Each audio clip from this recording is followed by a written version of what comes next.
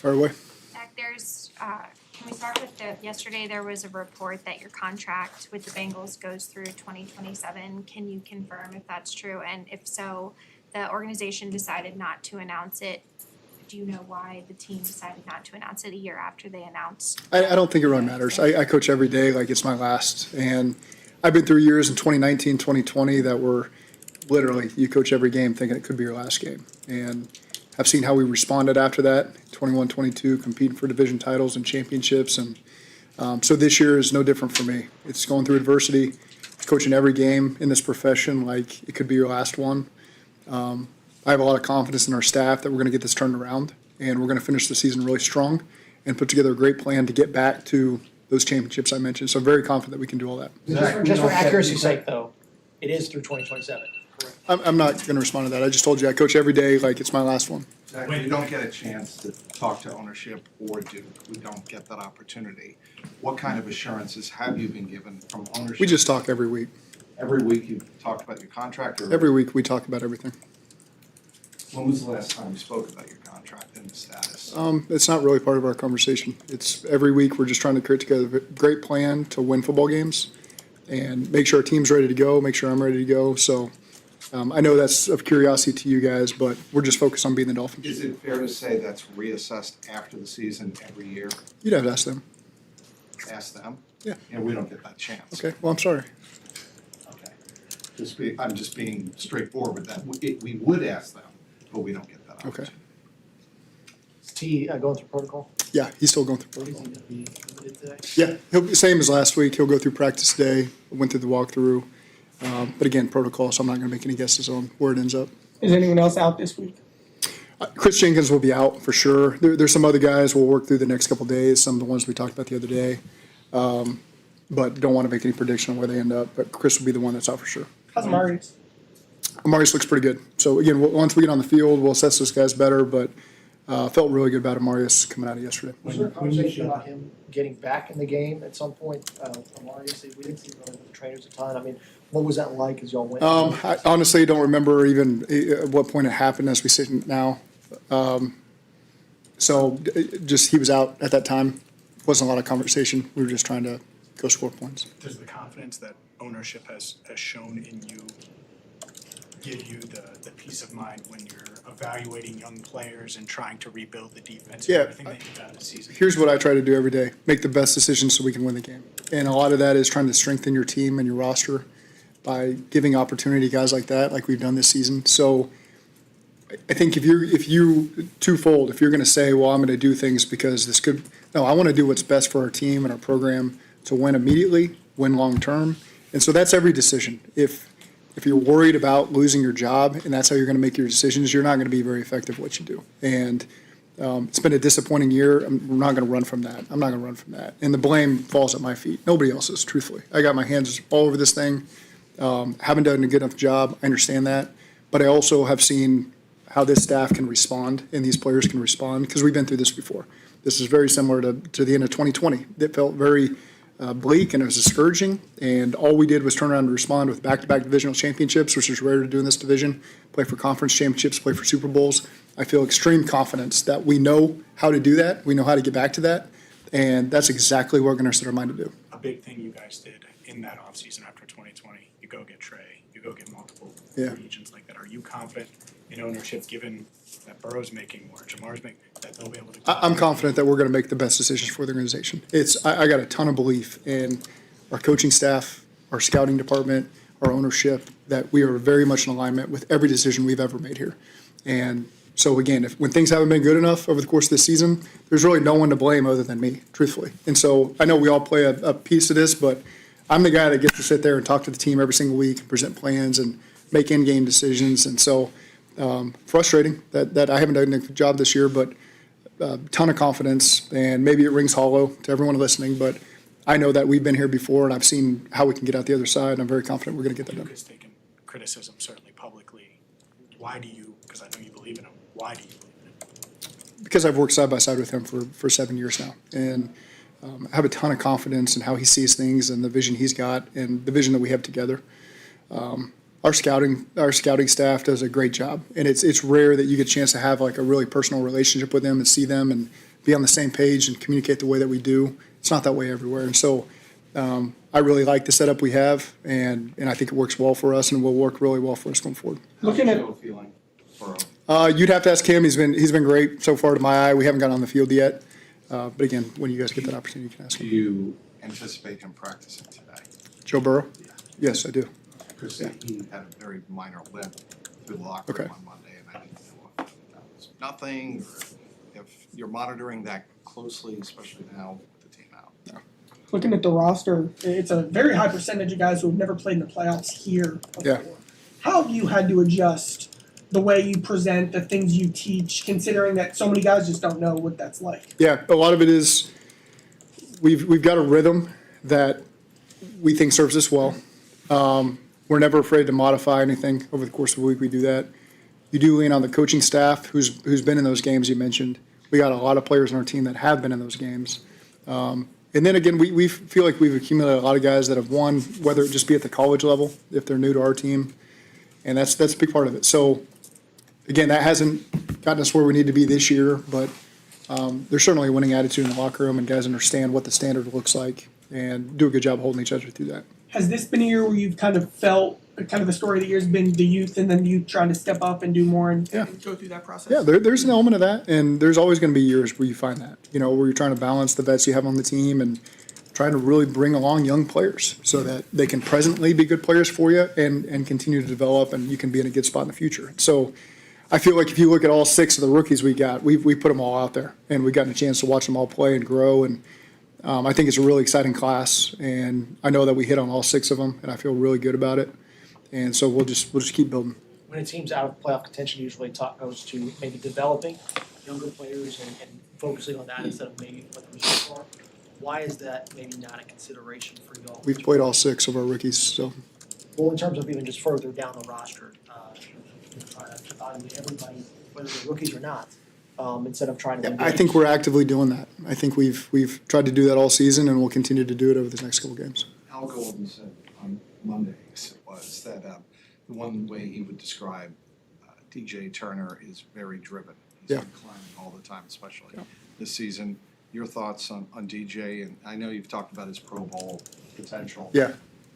What are your thoughts on why he's done so well? Well, I think, again, he's in his 3rd year. So he's had a chance to learn from 2 years of experience of the ups and downs that you deal with in this profession, that you deal with playing corner, and going against all the guys he's got to go against. And so I've often mentioned the conversation he and I had in training camp, coming out of training camp when he was coming off of an injury before week 1, and his response was just consistent with all the work that he's really put in over the summer. And so now there's just this extreme consistency there. He's got a confidence that comes with that. Like you can see when a guy has earned the confidence. There's a lot of guys that can walk around with arrogance or brashness because they're talented, but the work ethic doesn't necessarily match the talent that they have. DJ is a guy whose confidence stems from the work he's put in. And so we've all seen it as players and coaches. And so to see him go out there and play with the consistency he has, it makes you really proud of him, because a guy who's just, all right, I'm facing a little bit of adversity. I'm not starting week 1. I was just told I'm not starting. I think I should be. Didn't say anything about his teammates, thought that they were very deserving of the opportunity they got. I'm just going to go work. And that's what he did. And he got his opportunity, and he's made the most of it. And I think he's having a Pro Bowl year. And so it's just, I think proud's the first. And not that I have anything to do. I don't go out there and coach the corners. That's Chuck, that's him, that's Al, and everything that they're doing. But I am proud just to know the person and the response I've seen from him. That's leadership. Like when you talk about leadership, developing leadership, it doesn't always have to be loud and vocal and all that stuff. Sometimes it can be a go out there and I'm just going to do my job and make sure everyone knows I'm dependable and they can count on me. And that's exactly who DJ Turner has been this year. Captain potential? Absolutely. Absolutely. I was thinking Do you about think this. Go ahead, Butch. Do you think Shamar has a shot this week? And before he went, had his injury problems, what did you see from him? I saw a guy that was fighting through injury, and so I think he's just had a tough go of it this season. And it's because just things that have happened to him on the field. And so I don't want to make any declarations about this week because we haven't got out there and practiced yet. I want to make sure we see him practice, and he's got the confidence in that, and we've got the confidence in that before we put him back out there. So again, that's completely up in the air really as we watch him go through the week. But I like he sits in the front row of the team meetings, man. He's all eyes on me when I'm up there presenting. He does a great job taking it all in. Jerry's office is right next to mine. I can see the attitude he's got every single day, and so I'm fired up when we do get him out there, whether it's this week or not, for the future that he's got here, because he's a guy that I'm really high on. He seemed pretty active, I mean, like in August, I mean. Yeah.